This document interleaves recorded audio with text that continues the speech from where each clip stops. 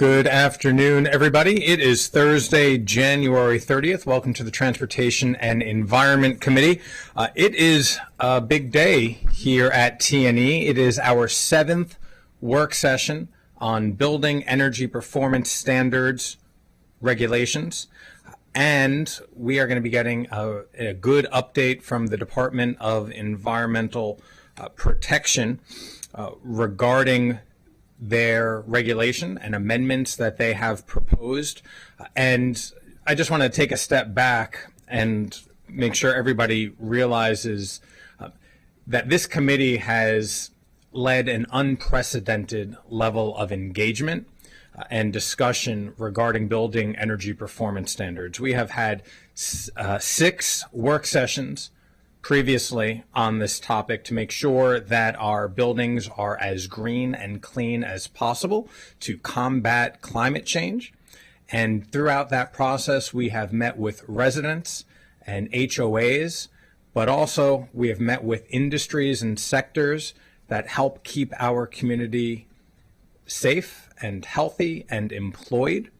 And those industries that we have met with here at the committee include our hospitals and healthcare systems, our life sciences and biotech companies, our nonprofit affordable housing, our for-profit housing developers, and representatives from multi-family housing like HOAs and common ownership communities.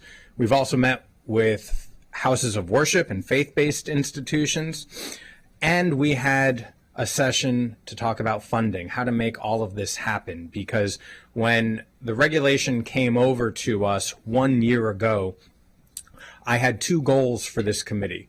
One was to thoroughly review the regulations to make sure they were able to get us to the climate goals we all agree to.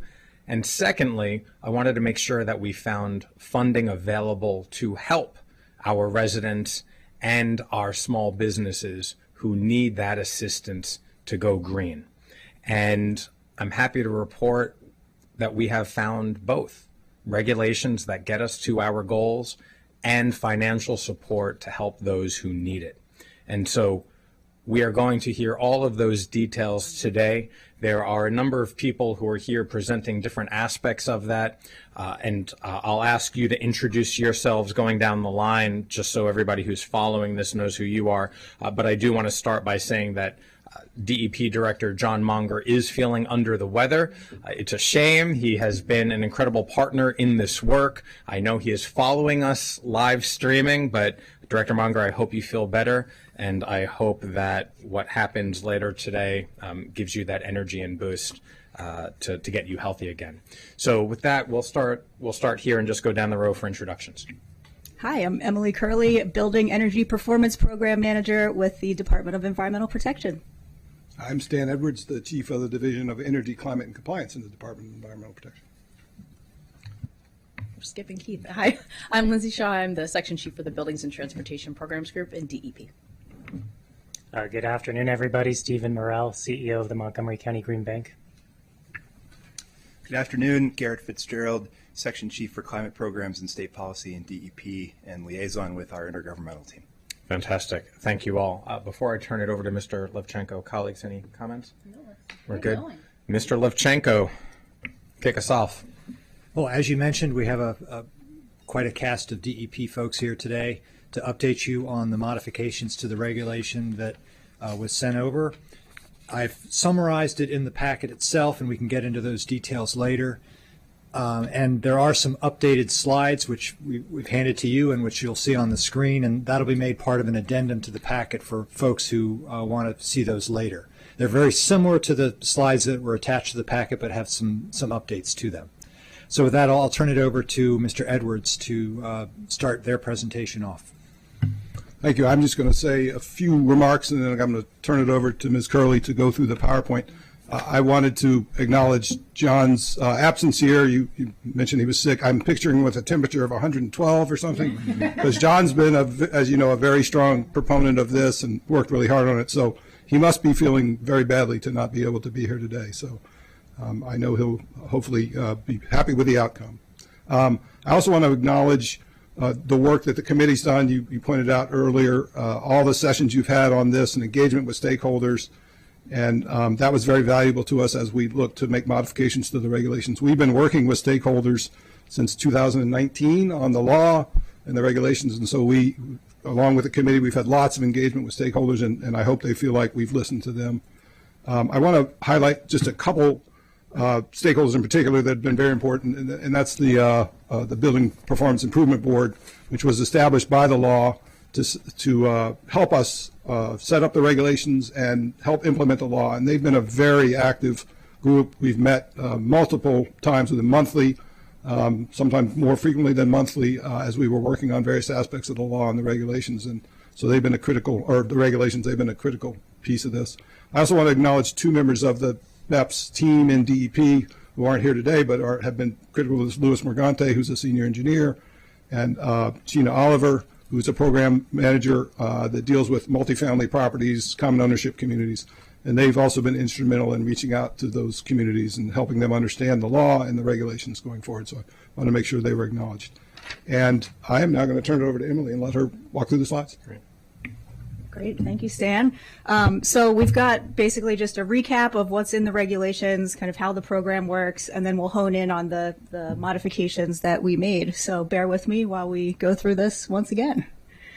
So just to remind you, in the Benchmarking and Performance Standards Law, this was passed back in April of 2022.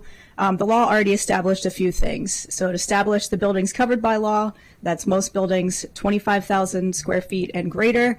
That's about 1,800 buildings across the county and about 250 million gross square feet, so quite a large swath of buildings. It established a benchmarking requirement, so all covered buildings are now tracking and reporting their energy use data to DEP by June 1st of each year. We've had great success with that, over 90%. I think we ended at 95% last year reporting rate, so folks are active and doing that. And then finally, phased in building performance standards. So that's what we'll focus on today, this long-term energy efficiency standard. The law also established timing for covered buildings. So these buildings are grouped by size and type. So these have phased into the benchmarking requirement over time. You can see those county Group 1 and Group 2 buildings have been at this for many years now. Group 3 and 4 started benchmarking last year. They still have 1 year to benchmark until they will get their baseline. So they've got, sort of the most time. And then Group 5 just started reporting last year. They still have 2 more years to benchmark. I'll note just the interim and final standard deadlines, especially the final standard is out into the mid-2030s. So at the earliest for those first groups, again, that have been benchmarking for, in some cases, 10 years, have until 2033, the end of 2033 to meet these standards. So when we talk about setting standards for each covered building, what this looks like is a building starts benchmarking, and after 3 years, they get 3 things. The first is a baseline. So this baseline is unique to each building. It looks at that building's performance as reported via the benchmarking reports. It takes the 2 highest site energy use intensity consumption out of that period, and that becomes the starting point for that individual building. The building also gets an interim standard that's halfway between that building's baseline and the final standard. And finally, it gets a final standard. So that is now the greater of either the site energy use intensity based on that building's property type, or for mixed use building property types. We are providing an area weighted standard for buildings that have multiple space types in the building. So that would reflect all the different property uses in the building. Or, this is new, and we'll dive into this shortly, that final standard might be the greater of that site energy use intensity standard or a 30% reduction from the baseline for that building. So no building would be needing to save more than 30% by that final standard date. Okay, so honing in on some of the changes that are before you now. So the first thing that we did was to modify site energy use intensity standards for some building types. So this committee heard from, some sectors that were particularly concerned about where their final standard was. So what DEP did was go back, rerun those target setting calculations for all property types. And we did that using the most recent calendar year 2023 benchmarking data that we received. So like we showed, more buildings have since started benchmarking since we kind of proposed these initial targets, and we have more recent data for those buildings. So you'll see this reflected in the amended regs. So these are the building types that this applied to. So when we reran this calculation, about 10% of covered buildings are benefiting from this change. So you'll see some property types on there, for instance, hospitals, urgent care. You did hear from the healthcare industry about some of their concerns. Same thing with laboratories. So, generally speaking, these are less common building types in the county, but, we did want to make sure to reflect kind of the latest and greatest data that we have. One thing that we also added were 2 property types. So in the original regulations, we did not have a standard for manufacturing and industrial plants. So buildings with at least 50% of their floor area dedicated to manufacturing or industrial, those are exempt from the law. But again, going back and looking at our benchmarking data, there are some mixed-use buildings that have manufacturing industrial space. So we need a standard for that so that we can provide that area-weighted target. And the other one that was added is ambulatory surgical center. Frankly, that was just an oversight, of these 80 different property types. That one didn't make it on the list, but again, there are a handful of buildings that have ambulatory surgical space, and so we need a standard for that as well. So that is the first big change, is modifying these final performance standards. The next one, and dare I say the largest one in the amendments, is what we're referring to as a 30% performance cap. So what this means is that any individual building's final performance standard is not going to require a greater than 30% reduction from that building's baseline. So the reason that we looked at this is that it really provides flexibility for those buildings that are furthest away from the standard today, and gives them another compliance option to, improve performance. 30% is still a lot over the next 10 to 12 years, but, certainly more achievable than a building that may have been looking at a 100% reduction or something like that. So my next slide here. So this change basically benefits about 30% of covered buildings. So what you're looking at on this slide is a histogram of where each building falls on their BEPS journey.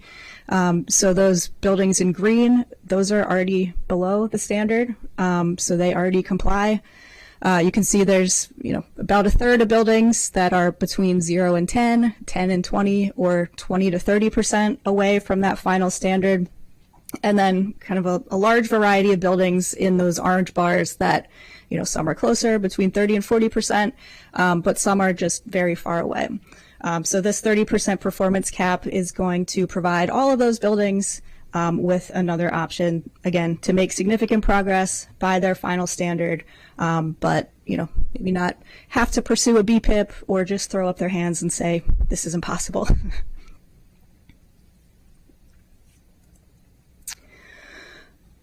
So we'll just kind of talk through the various compliance options again. So based on our latest benchmarking data, about a third of buildings are already meeting their final performance standards. This is probably no surprise. Montgomery County is already home to many high performance buildings. A lot of building owners have been pursuing energy efficiency improvements as part of their own sustainability goals or for their own economic reasons. So that's more good news. We've got about a third of buildings already complying. So their job is just to keep benchmarking, reporting to DEP every year. And as long as they maintain their site EUI at or below that final standard, they're in good shape. They're in compliance with BEPS. For the owners of covered buildings that are not yet meeting the standard, they have two options to comply. So again, that would apply to the third of buildings that, would be, their path would be to meet the final performance standard, right? They're already within 30% of that standard. Or this would apply to buildings that are above 30% today and benefiting from that cap. So all buildings still have both of these options, but just wanted to point out what those other two slices of the pie meant.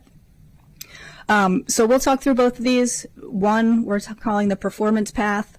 The second, we're calling the building performance improvement plan path, and especially the BPIP path. We have some changes that we'll talk through as well. So when it comes to the performance path, the goal for buildings kind of going down this route is to achieve a normalized net site EUI at or below their interim or final performance standard on their building's deadline. And so, while this program kind of prescribes what that interim or final standard needs to be, it does not prescribe how building owners need to get there. I think we've talked a lot that, buildings are unique. Some may have already started down this path. Others may just be at the beginning of starting to look at that. But what this means is that there's a lot of options to reach that performance level. So these could happen in any order, but options for building owners include reducing. So we think there's a lot of opportunity out there for just kind of operations and maintenance changes. So retuning your building or commissioning. It's like taking your car to the shop. Even a new car sometimes has things that break or go out of whack and you need to get those fixed. A lot of opportunity for setbacks and better controls. And so we've seen some studies that, retro commissioning can save, 10 to 20% just off the top for buildings that have not done that or have not done it recently. Certainly opportunities to retrofit in the building. So we would expect that many buildings will go through an energy audit or other sort of assessment and probably use Steve's technical assistance program from the Green Bank to do that. But certainly opportunities for, lighting retrofits, finish those LED upgrades, look at envelope or equipment replacement. Again, because this is a long time frame, chances are there may be equipment in these buildings that's already reaching the end of its useful life. So we want to make sure that building owners are, evaluating what's the best replacement option and using the most efficient replacement. Or if it makes sense for their building, kind of redesigning their system and incorporating efficient electrification. So using heat pumps for water heating, for space heating, and that is another way that they can reduce their site energy use intensity. So on top of those first three options, which are all, reducing the energy use in your building, we've also included the option for a renewable energy allowance. And so in the regulations, this has not changed. We will provide a credit for any on-site renewable energy, generation in the building, and that's regardless of rec retention. So we've seen a lot of nonprofits, worship facilities, common ownership communities. The way they've been able to install on-site renewable energy is through a power purchase agreement. So they're, kind of leasing those panels, taking advantage of that clean energy, but not necessarily owning the RECs. So that was a way to address, making sure that they get credit for their efforts as well.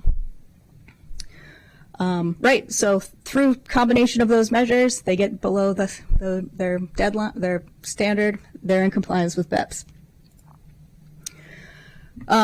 Okay. So two changes. This is a little bit in the weeds, but we've made some clarifications around how we calculate normalized site energy use as it relates to parking and electric vehicle charging. So originally for parking, we said that we would be adding an adjustment to the performance standard to account for parking energy use in the building. It's kind of the same, but we're now deducting that parking energy use from the building's energy use intensity. So buildings are still getting that credit. It's just that this aligns better with state benchmarking guidance. There's a new data field in Portfolio Manager that we can use, so DEP doesn't have to kind of invent a calculation for that. We're using a standard metric. And, you know, standalone parking facilities, transportation is already exempt from this law, so it kind of aligns better with that exemption. The other one we've clarified is electric vehicle charging. So the law already said that site energy use intensity does not include electricity used to charge vehicles. So again, we had already intended to provide a kind of deduction from the building's energy use for EV charging. Like parking, the Energy Star Portfolio Manager tool now has a kind of standard field available that estimates the electric vehicle charging. So if that, you know, can't already be submetered or excluded from the report, we could use that information to provide a deduction. So really no functional change for how people are benchmarking, or kind of getting these credits, but clarifications on those. Okay, so getting into the other option for compliance, the Building Performance Improvement Plan, or BPIP. So the idea behind the BPIP is that this is really a custom compliance path for building owners that might be experiencing economic infeasibility of meeting that interim or final standard, or other, you know, technical constraints or circumstances outside of their control. So the purpose here is to provide flexibility and make sure all buildings are making some progress within those constraints.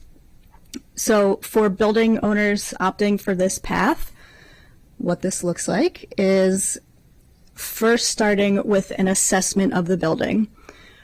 So the first thing that a building owner would do would be to do an ASHRAE Level 2 energy audit in the building and assess these equipment replacement options, electrification feasibility, and on-site renewable energy options, all done by a qualified auditor, so we can make sure that they're getting a good product and we're getting good data back. So this first step really gives building owners a sense of all the potential measures that would be possible in their building. We are not asking them to install all the measures that they uncover, but instead the next step is creating a retrofit plan. So this retrofit plan sort of narrows down from all the measures that are possible to just the cost-effective measures.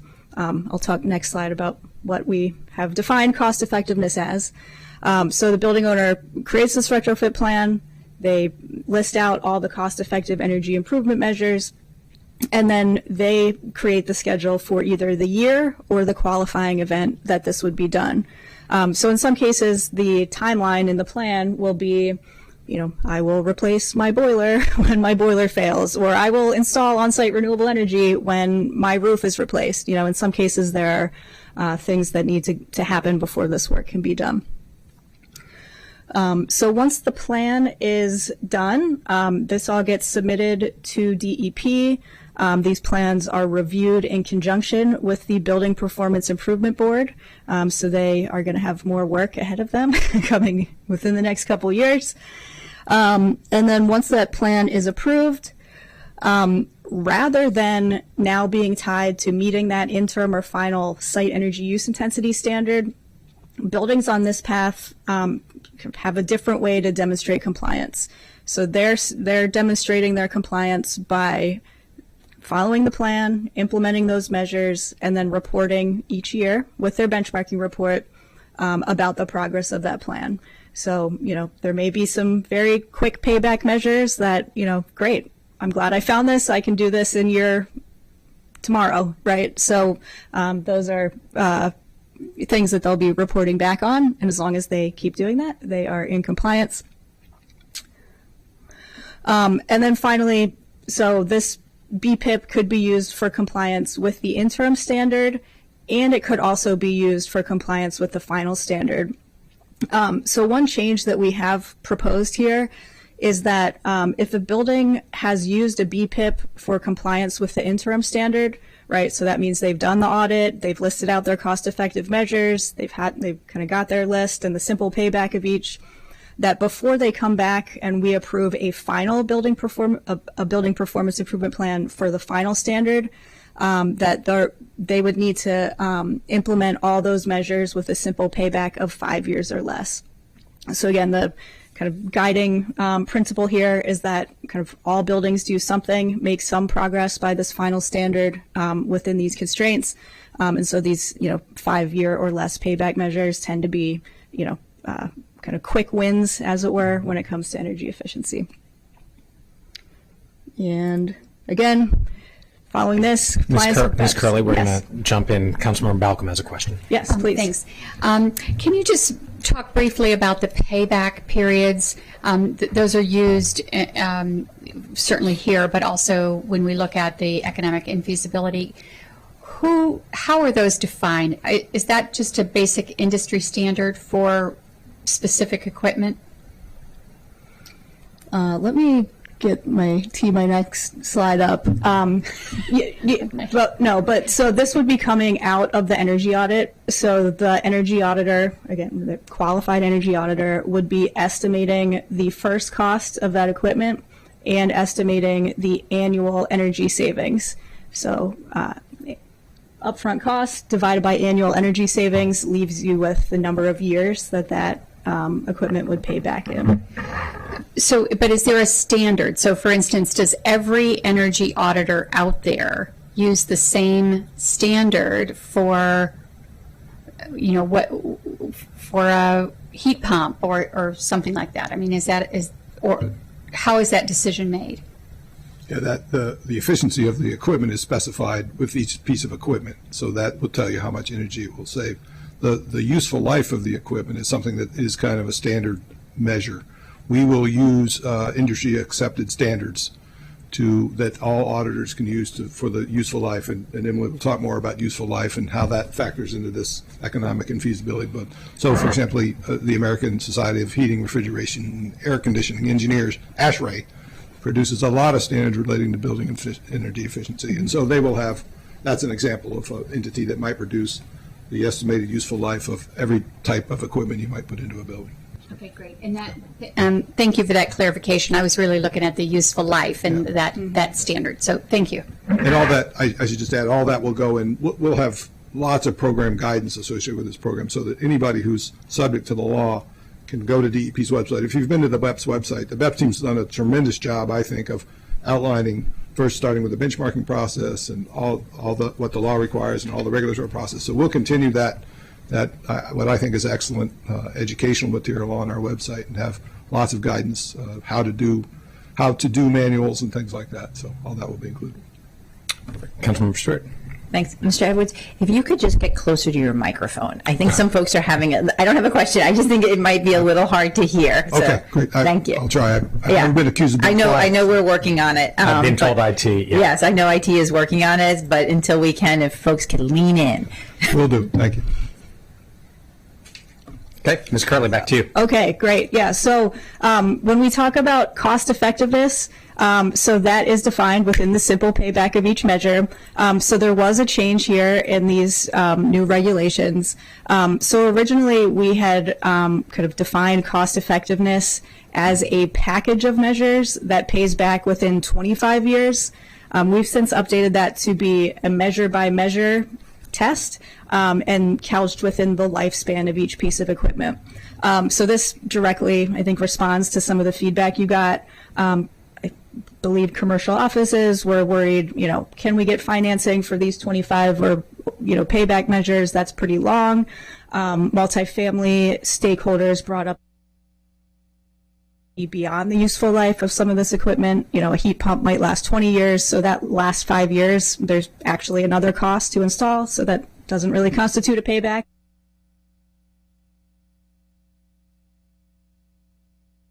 That establishes the effective useful life of each standard piece of equipment using something like ASHRAE. And then this has not changed, but specially designated buildings have a 10-year payback as their cost effectiveness test. So rather than having to do, kind of all the projects that pay back within the life of the measure, specially designated buildings kind of continue to narrow down. They look at projects with a 10-year or quicker payback. So one note, these were previously called under-resourced buildings, so don't get lost here in the nomenclature. We've just retitled these as specially designated. They're not necessarily under-resourced, but they may have some kind of management structure or just other factors that make it a little more difficult to do this work. So these specially designated buildings include affordable housing buildings. So this was defined in the law. So we would intend that these apply to both regulated and unregulated affordable housing. So building owners would be able to kind of demonstrate whether their building meets this criteria. All common ownership communities are specially designated, so that applies to all co-ops and condos. Something new that we've added is multifamily buildings subject to rent stabilization are now considered specially designated buildings. Nonprofit-owned buildings, so again, this will benefit some of the groups you heard from: hospitals, worship facilities, private schools, others. And then finally, local small business-owned buildings. So all of them have this kind of shorter 10-year payback for cost effectiveness.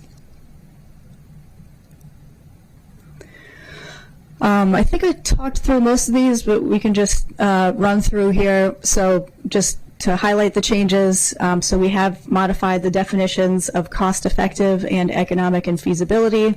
Again, instead of a 25-year payback and a package of measures, we're looking at a payback within the useful life of the measure for each piece of equipment. We've renamed under-resourced buildings, like I mentioned. We've included rent-stabilized properties as these new specially designated buildings.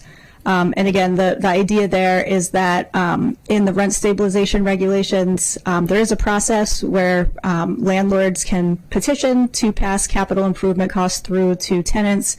And so kind of reducing that payback threshold makes it less likely that kind of high dollar capital improvements get passed through.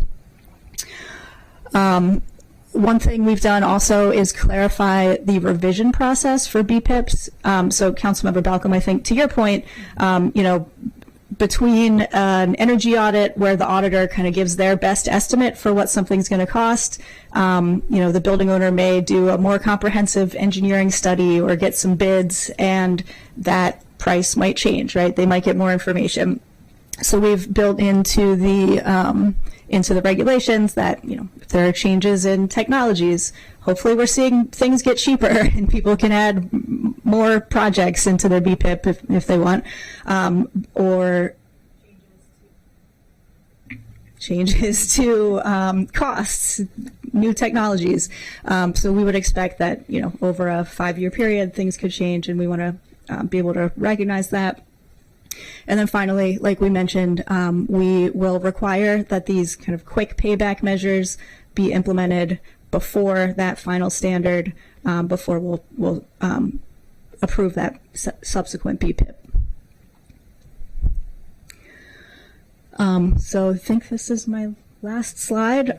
Just to remind you, support is available throughout. So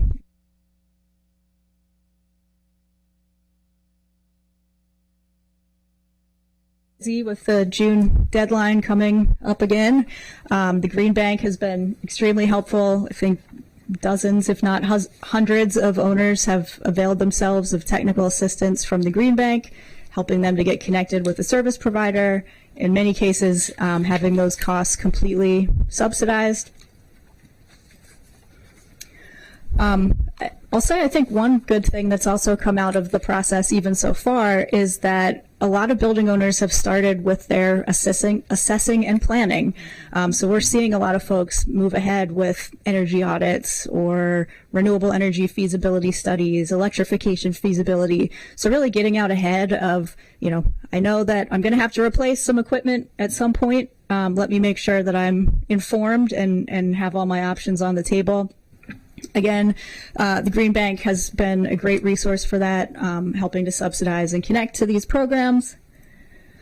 And then finally, when it comes to implementation, again, hopefully we'll see more buildings moving in this direction, but still a lot of resources out there, from utility incentive programs to Maryland Energy Administration programs. Again, the Green Bank can come in with financing that's really tailored to that kind of package of measures for each building. And the county has an energy efficient buildings property tax credit. So that's another kind of sweetener, and if you can make some progress. And again, kind of every year doing these things, continuing to benchmark and see where you're at, and hopefully making progress. And that's it. That's it. You try to sum it up with "that's it," but there's a lot that went into that brief statement. Ms. Curley, thank you. Thank you for the presentation, the slides, the information, the description. I think have been incredibly helpful. It has been a progress along the way to get this information in a way, get this information packaged and presented in a way that everybody understood. But that's what 6 work sessions, that's what the result of 6 work sessions is. And I want to applaud you, Director Munger, and the entire DEP team for intently listening throughout every work session. When we had our first conversation and you presented the regulations, I said, we were going to have subsequent discussions, and there was a debate internally about whether DEP would be at the table for all of those subsequent conversations. And I suggested that DEP sit in the chamber and dutifully take notes at what everybody was saying rather than prepare responses in real time. And it is obvious that you all were dutifully listening, and the result is an even more thoughtful regulation that maintains the integrity of the legislation to make our community greener. And I very much appreciate that. I know Councilmember Balcombe had some questions before. Do you have any questions or comments? No questions. I think that I just echo what Chair Glass said in terms of the edited version of the regs. It was clear that you fully understood what our stakeholders were talking about and saying, and in particular the specific standards by building by building. I think that was one of the very critical things that we heard with our various industries. So I appreciate that.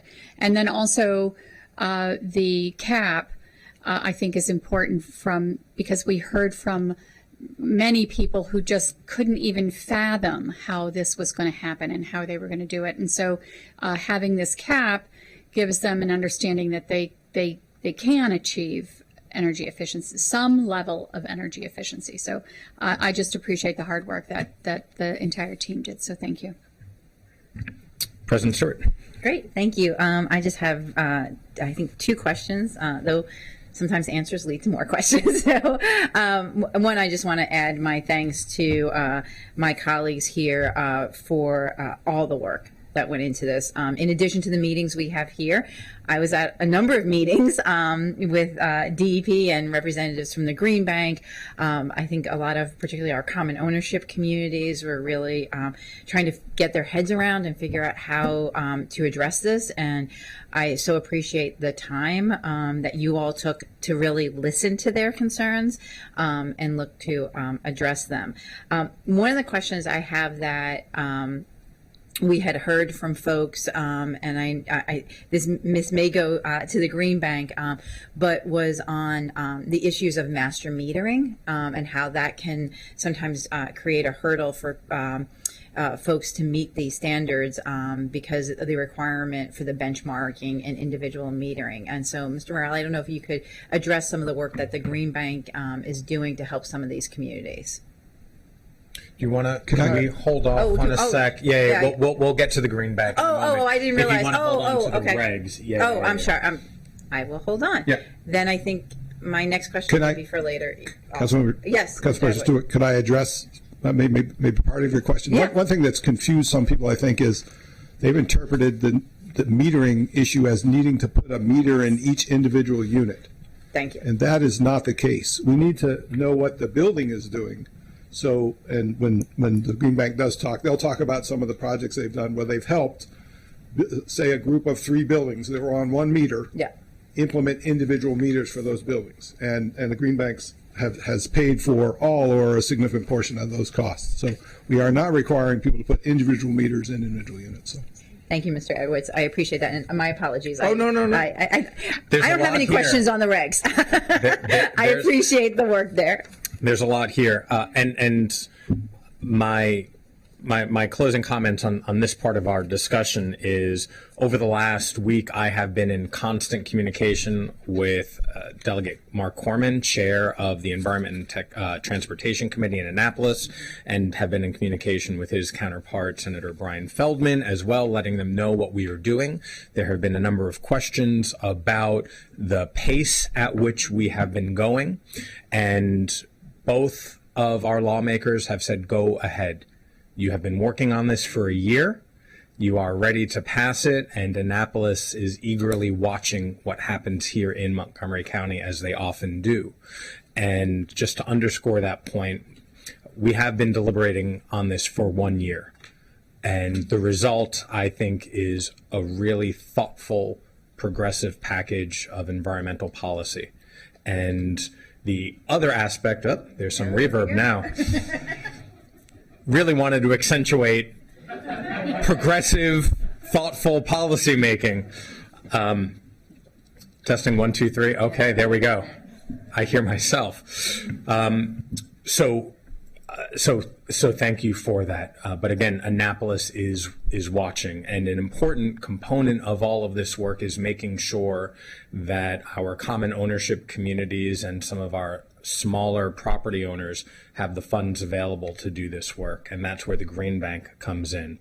I said 1 year ago that we were going to move forward listening to our stakeholders and finding funding available, and it took a little while to find that funding, but thankfully last year, in the middle of the summer, the Green Bank, as part of a broader coalition partnership, received an EPA grant for the Greenhouse Gas Reduction Fund.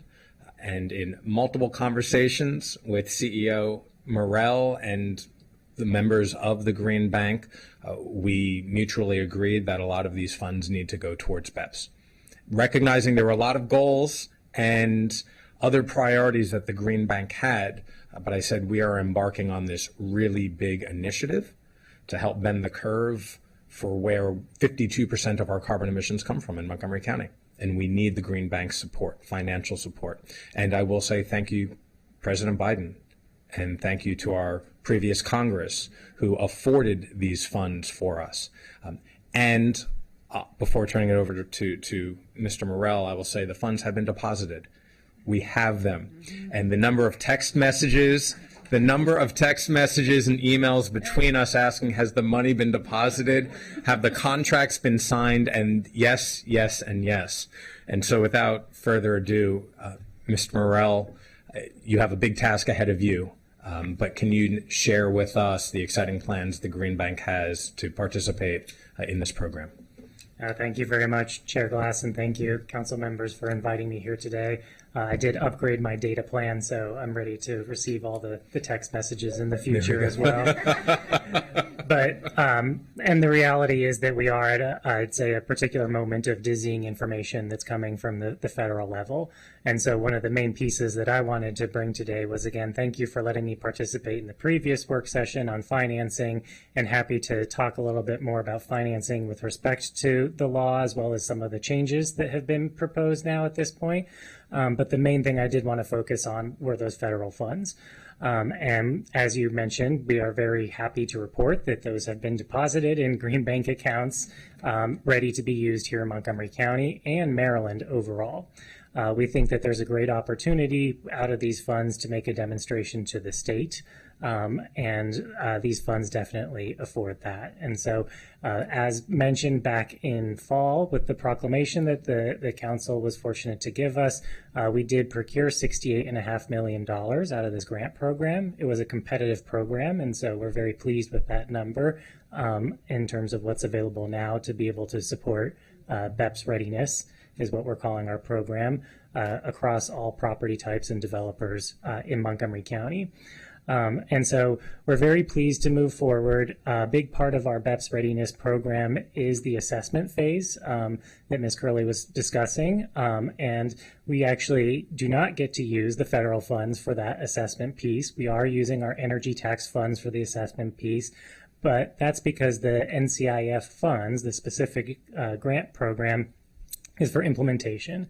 And we think that's a good natural progression, that we can utilize some of the funds that we've been already doing assessments with from the energy tax, ash rate audits, benchmarking, et cetera, in order to lead to the NCIF fund usage.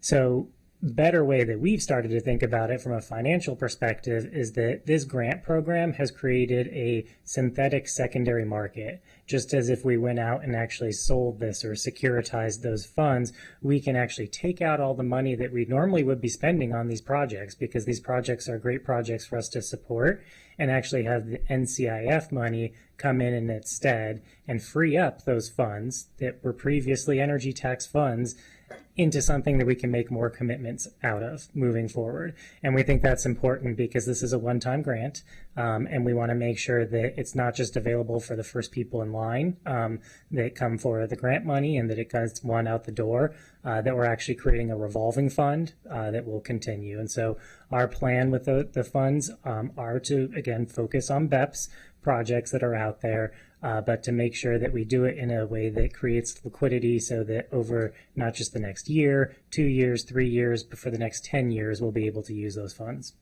And happy to answer any questions. Thank you. Thank you. And I'll elaborate a little bit more on the work that has taken place over the last 6 months or so.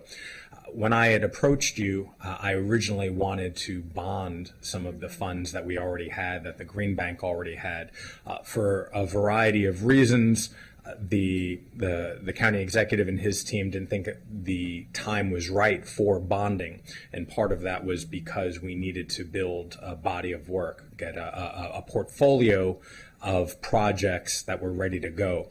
And it's my understanding that there is already a series of projects that are ready to go once this regulation is finally approved. Is that correct? Yes, that is correct. Can you describe some of those projects? Yes, no, absolutely. And particularly to the point you're discussing on bonding, again, we as the Green Bank are very focused on increasing financial leverage, getting the most bang for the county's bucks out of the energy tax money that we receive, or even these federal dollars. And so we don't just want to spend the dollars out there. We want them to actually back some bond issuances that would help us bring in more funds from the capital markets. As you mentioned, that's not necessarily an easy thing to start with when we're trying to look at what is the pipeline of projects out there. We certainly have a good pipeline of projects, but it's not the extent of what we will see once these regulations are passed. We're really hoping and enthusiastic about the floodgates opening, with everybody looking for Green Bank support to be able to support these projects. And that's the signal that the market needs to see to make a bond work, I think, from the county's perspective as well as from the capital markets perspective. So we're going to do a demonstration effect first to show that that is possible. And there are going to be, they call them the loss given default rates, but the default possibilities that could come out of this bond are going to be very low. And we're going to find a lot of buyers then once we go out and do a public issuance. So we are utilizing some of these grant funds to basically cash collateralize some of a private bond issuance as opposed to a public issuance, mainly so that we can come back at the next capital budgeting cycle and come back to the county executive and others and say, here's was the demonstration value, and we'd like to go bigger, and we'd like county support to do it. So that is a big part of our project stream there. Another piece is to be on the ground funding projects because we do have a long line of projects. These are predominantly in multifamily housing currently. We have very great projects for large retrofits that are going to be significant by way of electrification or net zero attributes to some of the hardest buildings to reach in the county. And so we do want to focus on those as well. So those are the primary plans that we have for these grant funds at this stage. I appreciate you elaborating on that, and I share that goal, as I've shared privately with you all and the county executives team, in that once we approve this, the work starts. There will be more demand, obviously, for this work, and that in the next few years we'll be able to bond it and turn that into even more money to help do more good in our community. So thank you. Now is the time, Council President Stewart, for your financial questions. Yeah. Thank you. I think Mr. Edwards talked about the regs, but I know this has come up quite a bit. And Mr. Morell, if you want to talk about how the Green Bank is currently assisting and in the future can assist these specific types of buildings. Yeah, no, absolutely. It's a great question, and I do think that Mr. Edwards primarily addressed that. We look at it as well. That will help on the assessment stage in terms of looking at groupings of buildings and what may be the possibility in sub-metering behind that, and then we'll subsidize sub-metering if that's the right route to go. Ultimately, at the end of the day, if a property, or call it a campus of properties, has multiple buildings, we still need to take a look at those buildings, even if then there's a meter that's attached to one of the buildings or several of them, and there's still going to be the same kind of solution set that we would need to take a look at. One thing that we do not bank on, and I think this gets a little to your question, is that we look at savings from a mechanical standpoint, not necessarily a behavioral standpoint. There is, though, value to have a meter that you're looking at, paying for, seeing the bill, as opposed to an entire cluster of buildings and people. But that should be upside. We want to look at actual mechanical energy savings as well. And so that's not exactly what we're focusing on when we think about sub-metering. And we approach both master meter properties and individual meters roughly the same, except for how the solution set, particularly for renewable energy, changes. So we do look at, for example, a lot of power purchase agreements or community solar to be able to address buildings where there may not be that kind of billing structure, the energy bill, to be able to reach each resident and they want to participate in, say, community solar. Or we may look at ownership if there's an owner of that property that's actually looking for more of an ROI on the investment. And so it changes a little bit how we would look at the ownership approach and our financing mechanism, but we still look at the same type of approaches that would ultimately result in savings. Thank you. Great, thank you. Councilmember Balcombe. Thank you. I appreciate the discussion on the metering because that was confusing out there, but also in our office. So we reached out a little while ago to clarify that. So appreciate that. I do want to say from the Green Bank's perspective, the revolving fund is so important, and the issue of making sure that it's not a first come first serve process, because very often, and I say this all the time, Montgomery County has great resources, but not everybody has access to those resources. And so in these types of situations, the money's gone before half the people know about it. And I also understand the frustration of the Green Bank and DEP marketing, but still there are going to be people out there that aren't really fully aware of what resources are available. So I would just ask you to really be aware if there are gaps in communities reaching out to you, whether it's by industry, geography, building type. Please be aware if there are gaps and work with us to try to help get the word out on that. So appreciate that. Councilmember Balcombe, can I just provide some thoughts on that? One thing that we didn't highlight in this presentation, but we've talked about before, I really do feel like a lot of mic drop moments in this. we have, because buildings have been benchmarking annually, and many have been doing it for a number of years, it's a two-way street. They provide data to us, and we have really stepped up the information we're providing back to them to let them know how they're doing compared to last year, compared to other buildings. So there's a lot of communication back and forth. So hopefully we are reaching all these covered buildings multiple times before they reach a point where they have to meet an interim or a final standard. But we definitely want to make sure we're doing exactly what you say. The other thought, I guess I got lost in the echo. I had another thought about it, but I don't recall what it was. We'll come back to you. Okay. Mr. Morrell. Thank you. I completely agree with that, and I think that the only interesting caveat that I would put out there is that sometimes we see funds move in pockets, not because that's the information that's available to that pocket. It's that this is a very enthusiasm generating process, that as you do the assessment, as you look at the low-hanging fruit that can be implemented, it's very cost effective, it saves a lot, people see the economic value of it, and you get excited to then do the harder stuff out there. And so I've been with the Green Bank now for 5 years, and we do see a lot of repeat customers because they've recognized that we're actually getting such significant value out of there. And so we will make sure to pay attention to how we make sure that there's a kind of equitable distribution moving forward, and we're not just spending the funds one and done. And we will also be increasing our marketing channels and hopefully leveraging your offices and others as well to be able to do that. And I do expect people to turn into repeat customers, which is also very good. Thanks. Picking up on that point, Mr. Morrell, when the county, when the council expanded the scope of work for the Green Bank and provided the additional financial resources, we stipulated that there needed to be a certain percentage based on equitable usage. And you're alluding to it. Is that a model that you're thinking of following, if it's not codified per se, but at least in theory? Yes, no, absolutely is the short answer. To elaborate on it a little bit, there is a portion of the energy tax appropriation that we receive for equity emphasis areas. We significantly overshoot that every year because it's an important target market for us to reach. And so there's the legal part of it to meet at least that as a minimum. But for us, it's a very good strategy to kind of change behavior as well, to show what resources are available for even some of the more under-resourced areas of our county.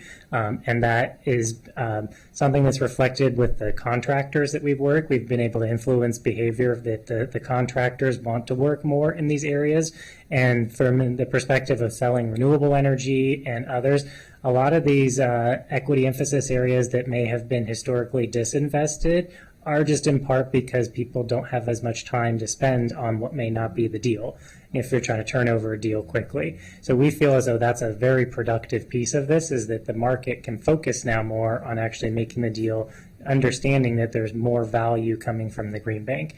And that's one of the ways that we ensure equitable distribution over a longer period of time, is that we're formulaic about some of the assessment resources that we provide. There are different levels of assessment resources when you have that EEA advantage versus a property that may not be in an EEA with a very well-heeled sponsor. There's a different way that we want to make sure that we're being more equitable with that distribution. So appreciate that, and that will continue to be a focus of ours.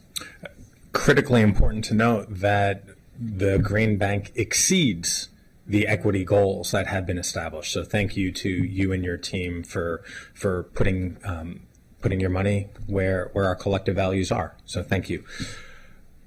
Any other comments, colleagues? Yes, I just want to say this is a great birthday present for Chair Glass. A happy birthday. It is a good birthday present, and I appreciate that and appreciate all of you. Mr. Levchenko, anything that we missed? No, I think you did cover the main points. I noted in the packet, because we'd gotten some questions before about what the estimated impact of the BEPS program would be. And you may recall in the Climate Action Plan, the BEPS type of work were some of the highest priorities in that plan, because the consultant that worked on that plan with the county found that that was the biggest opportunity. And we still, I believe, see that. So there is some discussion in the packet about how you get to those rough numbers, rough calculations, given some of the uncertainty of the BPIP program and the time frame and so forth.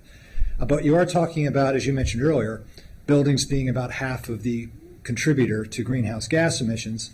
Then you've got the subset of covered buildings within that, and then the targets that the covered buildings meet. So the packet gets into that detail if folks are interested, but I think the result is you still find that that's a measure that gets a pretty strong bang for the buck, and this, along with future measures that the county needs to pursue in other sectors, is just part of the puzzle that the council needs to put together to move towards our climate goals. Thank you, Mr. Lachenko, and I just want to again thank everyone for their work on this, and thank the folks who are here, who have been here through our conversation and continue to advocate on this. Mr. Lachenko, as you were talking, and we've been talking today, I'm reminded that, we constantly talk about buildings, and these are the buildings, and these are the standards. I think sometimes we need to step back and remember these are homes, these are workplaces. This is where people raise their families. And I just want to thank, again, each and every one of you for really listening and thinking about how we move this forward, because it is important for our overall climate goals and thinking about that. And it's also very important for individual families and our residents. Mr. Morales, as you said, looking at the cost savings of this. And there's also, as we talked about here, and I thank the chair for all the panels we had, when folks came and talked about the health benefits of us moving in this direction and a lot of the work that's being done there. So I just want to again say thank you for this, because I really do think this is a great move in the right direction. I appreciate that. I echo that. I appreciate my colleagues for the ongoing dialogue, recognizing this is a complex issue, as Mr. Levchenko noted. And, the one thing that, I keep remembering is when we were talking with our life sciences sector, and they said we simply cannot do some of the things that are being expected of us because the mere technology hasn't caught up. But they do have some of the greenest buildings already, and the commitment was there. And so we've taken some of that into account because there are baseline realities. But all of that is to say, this does set us far and above beyond many other jurisdictions in this country. And the fact that we have the Green Bank, which is a national model, helping lead us and lead the state to get us there, and the portfolio of work, the scope of work will come fast. And so I know the Green Bank is staffed up already, and you'll get those Excel spreadsheets prepared as more communities and business owners, property owners come to you with requests. But ultimately, as Council President noted, this is about people, and it's about the future of our planet. And that's why this is so incredibly important. And so thank you to all our advocates for holding us accountable, making sure that we do not waste any time in what we know is a climate emergency. And as we see what's happening down the road, it makes this work even more important. And so with that, colleagues, I think this warrants a hand vote. All those in favor of Executive Regulation 1723, raise your hand. Just one point. Mr. Levchenko. Sorry, I'm not. Sorry, I'm not actually voting for it, but I did want to clarify, because we got revisions from the executive. What you are supporting is an amended regulation. There we go. So it'd be 17-23 AM. AM. Thank you for that. Do it again. Okay. All those in favor of Executive Regulation 1723 AM, raise your hand. And that is unanimous. Thank you. Now on to full council, Madam President. February 11th. Not to get ahead of ourselves, but I was hoping we would do this today, and it is on the schedule for a work session on February 11th to be followed, hopefully, that goes well, by full vote by council before the end of February to meet the deadline we have, because we did extend our review of these regs. So by the end of February, let's hope that we have closed the deal and got this over the finish line. Thank you. Excellent news. We're adjourned.